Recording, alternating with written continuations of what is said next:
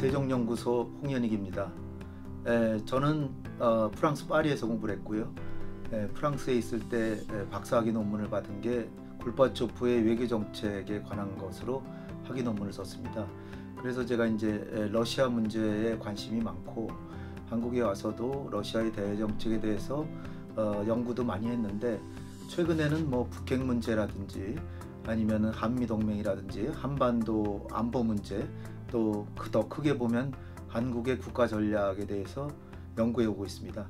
근데 이번에 제 본래의 주전공을 살려서 러시아 문제에 대해서 글을 썼는데요. 거기에 대해서 오늘 여러분들과 같이 좀 알아보겠습니다. 지난 7월 1일에 러시아에서 국민투표가 있었습니다.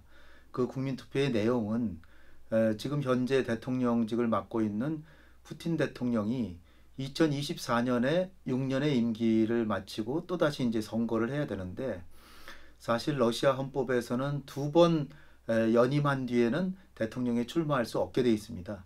그래서 푸틴 대통령으로서는 2024년에도 또다시 대통령직에 출마하고 싶다고 하는 생각이 있기 때문에, 그래서 이제 헌법의 개정을 금년 초 연도의견에서 의사를 밝힌 바 있고요.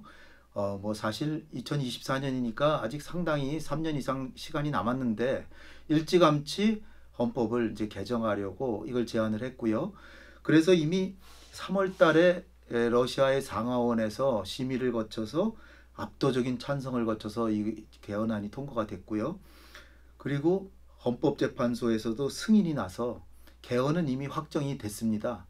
그런데도 푸틴 대통령은, 사실 푸틴 대통령의 이력을 보면 2000년에 대통령이 돼서 2번 4년의 임기를 마쳐서 2008년에 그 당시 헌법으로 이제 다시 출마를 못하게 되니까 자기가 거느리고 있던 메드베데프를 대통령에 사실상 앉히고 자기가 총리가 돼서 실질적으로 국가의 권력을 4년 또 차지한 다음에 또 다시 대통령에 출마해서 6년의 임기를 마치고 또다시 6년의 임기가 되는 대통령직을 지금 수행하고 있는 것입니다. 그래서 지금 헌법이 그 7월 1일 날 국민투표를 거쳐서 이제 확정이 됐는데요. 무려 68%의 투표율과 78%의 압도적인 지지를 받았습니다. 푸틴 대통령이 늘상 뭐 70% 넘는 인기를 얻고 있지만 이번에도 역시 78%라는 큰 지지를 받으면서 또다시 헌법을 통과시켰는데요.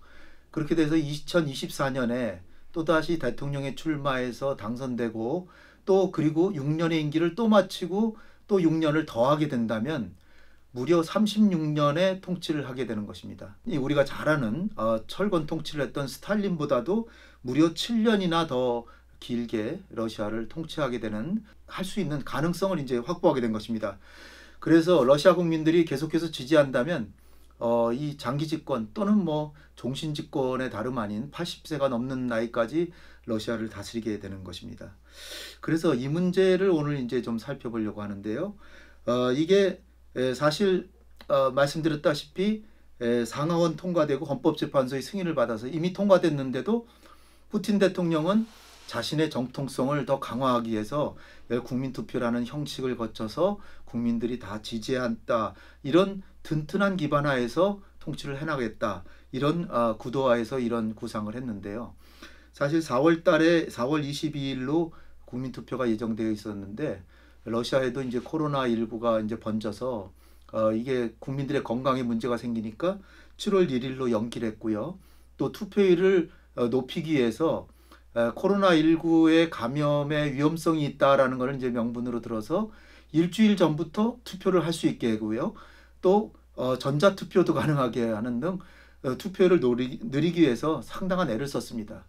그리고 러시아 각지에서 지방자치단체들이 뭐 경품을 내놨는데 뭐 자동차도 내놓고 무슨 상품권 이런 거는 뭐 물론이고요. 아파트까지 주는 그런 경품까지 하면서 투표를 늘린 바 있습니다.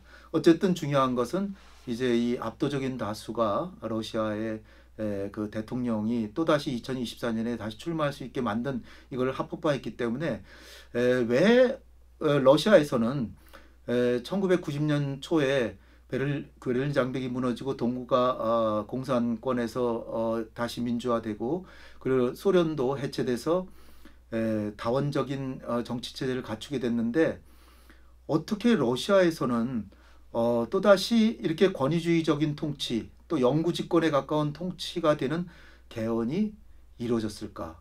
이것이 상당히 이제 여러분들이 궁금해하실 것 같아서 제가 의문을 이제 풀어드리려고 이제 합니다. 특히 90년대 들어서도 동구만 공산권에서 민주화된 것이 아니라 색깔혁명이라 그래서 여러 나라에서 민주화 혁명이 일어났고 그런데도 불구하고 러시아에서는 어떻게 이렇게 종신집권이 가능한 것인가 그 수수께끼를 제가 오늘 풀어드리겠습니다. 그러면 먼저 러시아 역사를 좀 살펴보는 것이 도움이 될 것 같습니다. 우리가 흔히 러시아는 세계에서 가장 넓은 영토를 가진 나라이고 그래서 러시아는 계속 영토를 확장하고 팽창하고 그래서 침략적이고 공격적인 나라로 우리가 보통 인식하고 있는데요. 러시아 국민들에게 가서 물어보면 러시아는 자기들이 항상 외적의 침입을 받았다 이렇게 생각을 합니다. 참 역설적이죠. 그런데 그것은 그들의 역사를 살펴보면 잘 알 수 있습니다. 이미 예전부터 독일이나 스웨덴과 계속해서 전쟁을 계속 벌여왔고요. 그리고 나폴레옹 때는 나폴레옹이 모스크바까지 침략을 해와서 모스크바를 불태워서 겨우 쫓아낸 바 있고요. 그리고 1차 대전, 2차 대전을 거쳤는데 특히 2차 대전에서는 레닌그라드라든지 오늘날 이제 상페테르부르크죠. 그 다음에 뭐 스탈린그라드, 볼고그라드 이런 곳들이 정말 엄청나게 파괴됐고요. 2차 대전에서 세계에서 가장 많이 전쟁으로 사망한 사람들이 러시아 사람이란 걸 보더라도 러시아가 얼마나 많은 나치 독일에 희생됐는지 우리가 잘 알 수 있습니다. 그리고 서구에서의 2차 대전의 승리는 우리가 보통 미국이 승리를 주도했다라고 알기 쉬운데 사실은 제가 단호히 말씀드리는데 우리 대한민국을 해방시킨 것은 미국이지만 서구에서 프랑스를 해방시킨 것은 물론 미국과 연합국들이었습니다. 그러나 나치 독일의 본거지를 정면으로 돌파해서 점령하고 항복시킨 것은 결국은 소련의 주코프 원수가 이끄는 육군이었다라는 것이죠. 그 다음을 살펴보면 2차 대전 이후에는 뭐 미국과 자웅을 겨루는 초강대국이었지만 냉전이 종식돼서 소련이 붕괴된 다음에 서구 열강들의 자본이 침투해서 많은 러시아의 에너지나 자원들을 이렇게 사실상 헐값으로 인수해 가고 그래서 러시아 사람들로서는 이렇게 여러 가지 경험들이 서구에 대해서 상당한 두려움을 갖고 지금까지 살아왔던 거죠. 매우 역설적이지만요. 또 하나는 1990년대 초에 옐진이 대통령을 하면서 나름대로 개혁을 해서 시장 경제는 이뤘지만 러시아 국민들의 경제는 그야말로 피폐됐고 연금 생활자의 생활은 정말 말로 못할 정도로 어려워졌습니다. 1990년에서 90년대 말에 옐진이 대통령을 그만둘 때까지 러시아의 경제는 반토막이 났습니다. 그러니 한 나라의 경제가 1%만 성장해도 그냥 정체된 것 같은데 10년 동안의 경제가 반토막이 났다고 하는 것은 얼마나 경제가 어려워지는 것을 우리가 알 수 있죠. 또 1990년대에 많은 서방의 자본들의 러시아 자원에 대한 침탈이 있었고 또 러시아가 워낙 광대한 영토이기 때문에 그 지방의 호족들이 자기들이 또다시 독립한다 이런 분리주의 운동들이 일어나고 있었습니다. 이럴 때 푸틴이 등장해서 두 차례의 4년 임기를 마친 2000년에 등장해서 2008년에 도달해서는 다시 러시아의 경제를 2배로 만들어 놨습니다. 그러니까 1990년의 경제를 2008년에 이제 다시 회복한 것이죠.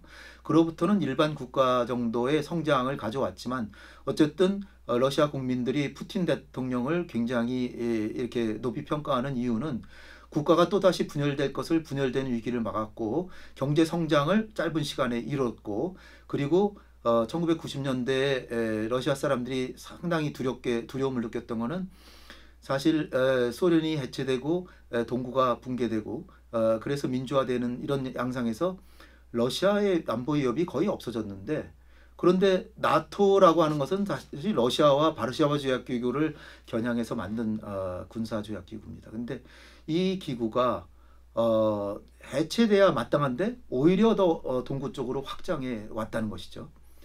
그래서 러시아로서는 이건 굉장히 부당하다. 해체돼야 마땅할 기구가 오히려 어떻게 더 러시아를 더 옥죄기 위해서 동구 쪽으로 다가오고 더군다나 구소련 공화국들에까지 발트 3국에까지 회원국들을 늘여나가고 이런 상황이 볼 때 러시아 국민들은 좌절감을 느끼고 과거의 강대국에 대한 향수를 가지고 있었던 것입니다.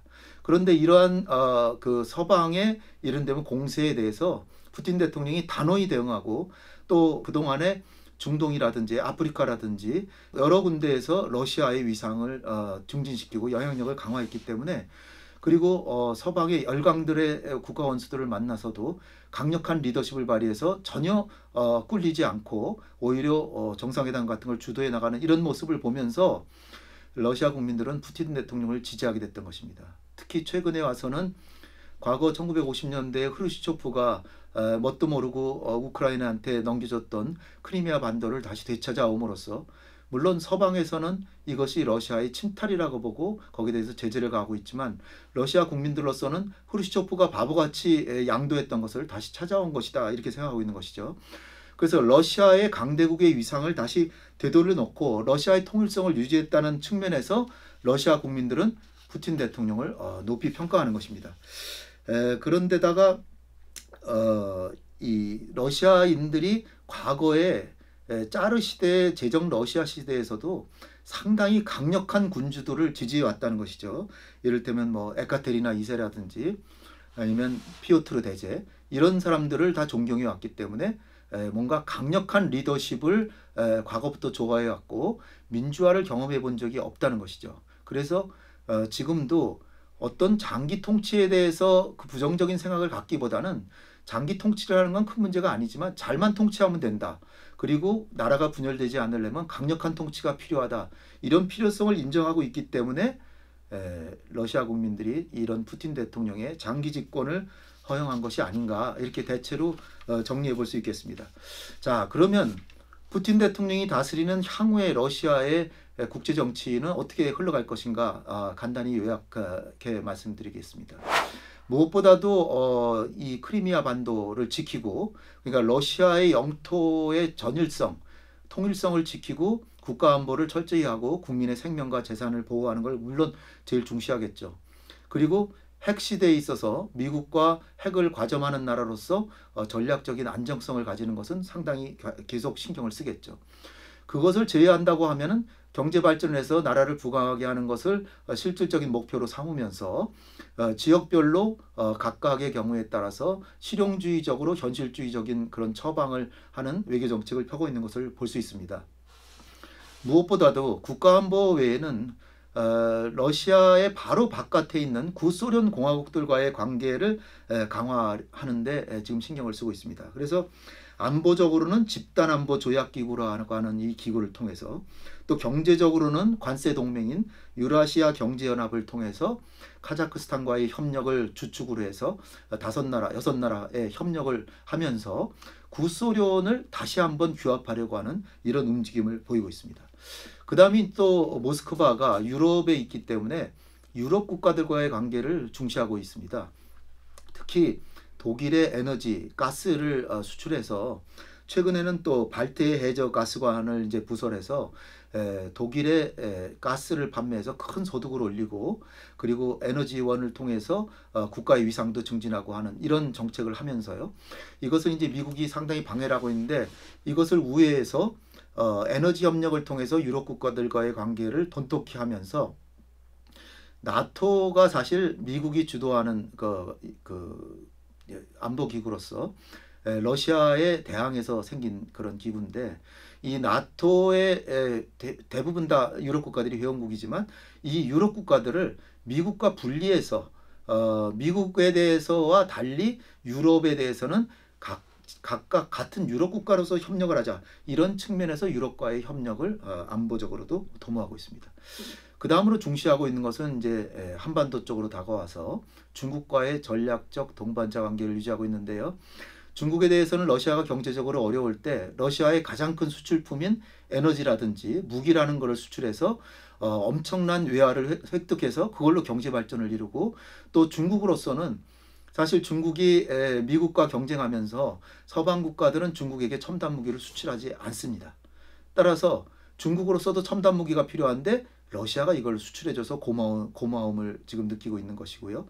그 다음에 에너지가 중국에 상당히 부족한데 가스관을 개통한다든지 또 석유를 수출한다든지 이런 부분에서 매년 수십억 달러의 거래가 이루어지고 있습니다. 특히 중국과는 상하이 조약협력기구 SCO라고 그러죠. 이거와 브릭스라고 하는 그 G7과 대항하는 그런 그 강대국들의 모임, 이것을 중심으로 미국의 국제질서 주도에 대응하고 있는 이런 양상입니다. 그래서 특히 브릭스라든지 상하이 조약협력기구 이런 것을 보면 인도도 가입되어 있는 걸 우리가 알 수 있습니다. 우리가 흔히 인도 태평양 전략이라 그래서 미국이 중국을 포위하기 위해서 일본, 호주, 인도 등과 협력해서 중국을 포위한다 이렇게 얘기들 많이 하는데요. 우리가 여기서 인도는 중국과 러시아와 함께 상하이 조약협력기구라든지 브릭스의 같은 회원국으로서 러시아와 중국과 협력하고 있다는 점을 우리가 잊어서는 안 되겠습니다. 그러니까 인도 태평양 전략이라고 하는 것이 완전히 중국과 러시아를 포위하고 있다 생각하면 그건 약간 지나친 평가가 될 수 있다는 것이죠. 특히 중국은 러시아와 군사훈련도 활발하게 하고 있고 작년의 경우에는 남아프리카 공화국 케이프타운 인근에 가서도 훈련을 하고 이란과도 훈련을 하는 등 군사 부분에서도 상당히 긴밀한 관계를 갖고 있어서 향후에 한반도 정세 전개에 우리가 이 한미일 동맹 위주로 대외 전략을 펼치고 있는데 북쪽에서는 북중러 삼각관계가 상당히 긴밀해지고 있다는 것을 우리가 잊어서는 안 되겠습니다. 그 다음에 미국과의 관계를 보면 미국과도 모든 부분에서 각을 세우고 있는 것은 아닙니다. 특히 러시아에게도 이익이 되는 테러 전쟁이나 대량 살상 무기 비확산 이런 부분에 있어서는 미국과도 협력을 하고 있고요. 단지 지금 11월에 있게 될 미국의 대선에서 조 바이든이 만약 당선된다면 지금 푸틴 대통령과 트럼프 대통령은 상당히 좋은 케미를 이루고 있는데요. 조 바이든이 당선된다 그러면은 아마 러시아와 미국과의 관계는 당분간은 좀 어려워질 것으로 예상이 됩니다. 특히 말씀드렸다시피 최근에 들어와서 러시아가 중동 지역에서 상당히 영향력을 강화했습니다. 예를 들어서 뭐 쿠르드, 터키, 사우디아라비아, 이스라엘, 리비아 이런 나라들이 다 러시아를 중동의 평화 중재자로 인정하고 있고요. 작년 10월에는 소치에서 아프리카 43개국과 정상회담을 개최하기도 했습니다. 마지막으로 한반도 문제를 알아보겠습니다. 러시아는 중국과 협력해서 한반도 문제에 대응하고 있고 특히 러시아의 수도가 유럽에 있기 때문에 중국에게 한반도 문제의 주도권은 상당히 인정하면서 공조를 맞춰서 대응하고 있고 러시아가 중시하고 있는 것은 한반도 문제에 있어서 러시아도 당사국이다 하는 한반도에 있어서의 영향력을 유지하려는 데 신경을 쓰고 있고요. 그리고 간혹 육자회담을 중지하기도 하고 또 육자회담에 있어서도 동북아 다자안보 협력을 해야 결국 북핵 문제가 해결된다라고 하는 3단계 해결법을 내세우고 있는데 이것은 중국의 쌍계 병행과 유사한 해법이고 거기에 하나 더해서 동북아 다자안보까지도 러시아는 생각하고 있는 것입니다. 끝으로 이런 러시아와 우리는 어떻게 관계를 맺어야 될 것이냐. 러시아는 사실 우리의 동맹국인 미국과 경쟁 상태에 있습니다. 그리고 중국과 또 다른 경쟁자인 중국과 상당히 긴밀한 관계를 맺고 있습니다. 그런데 우리가 한반도에서 평화를 이루고 평화 통일을 달성하기 위해서는 결국 미국과의 협력도 중요하지만 북한과 사실상 기묘한 관계를 갖고 있는 중국과 러시아가 거부권을 행사한다 그러면 통일을 달성하기가 매우 어려울 것입니다. 그리고 북핵 문제를 해결한다든가 아니면 남북 간의 평화를 이루고 평화체제를 구축하는 데 있어서도 평화체제 구축하는 데 있어서는 남북 미중 4자가 하게 되고요. 동북아 다자안보는 남북 미중에다 러시아가 또 여기 가담하게 됩니다. 그래서 러시아는 상당히 한반도 안보에 향후에도 중요한 역할을 하게 될 것인데 지금 러시아가 미국보다는 상대적으로 국력이 지금 뒤처지고 있기 때문에 러시아는 한국과 경제적으로 협력해서 러시아의 영향력을 유지하고 가스관을 연결한다든지 철도를 연결한다든지 이렇게 경제협력 사업을 통해서 한반도의 영향력을 증진하면서 결국 북한의 핵을 내려놓게 하고 그리고 남북러 경협을 하는 이런 것을 모색하고 있습니다. 따라서 러시아와 협력을 한다고 하는 것은 한반도의 평화를 증진시키고 그리고 통일을 댕기는 일일 뿐 아니라 북한이 핵을 내려놓게 하고 또 남북러 호혜적인 경협을 하게 하는 이런 좋은 우리의 경제 파트너인 것입니다. 따라서 러시아가 진정으로 지금 바라고 있는 경제협력을 통해서 러시아와의 우호 관계를 돈독히 하고 또 중국과의 관계도 한미동맹을 물론 규칙으로 하지만 중국과도 우호적인 관계를 맺고 러시아하고도 경제협력을 든든히 해나간다면 북한을 다루는 것도 훨씬 용이하고 북핵 문제를 해결하고 남북 간 경협 그리고 남북 중러 4자 경협 또는 남북러 3자 경협을 추진함으로써 통일을 앞당기는 데 지름길이 될 것이라고 생각합니다. 따라서 러시아가 바라는 남북러 경협 또는 한러 경협을 활발하게 함으로써 러시아를 우리 편으로 만들고 또 미국의 동북아에서의 독주를 어느 정도 미국이 비록 우리의 우방국이지만 너무 미국만 혼자서 그 독주하는 경향이 있는 때도 있기 때문에 미국의 독주를 견제하기 위해서는 우리가 직접 나서기보다 러시아나 중국이 나서는 것이 상당히 유용합니다. 따라서 한러 협력, 남북러 경협 그리고 한국과 중국, 한국과 러시아의 협력은 한국의 국가 전략에 매우 중요한 그 하나의 또 다른 보완적인 안보 기제가 될 것이고 한반도의 평화와 통일로 나가는 길을 닦는 데 큰 도움이 되는 하나의 좋은 전략이 될 것이라고 이렇게 생각합니다. 네, 끝까지 경청해 주셔서 감사합니다.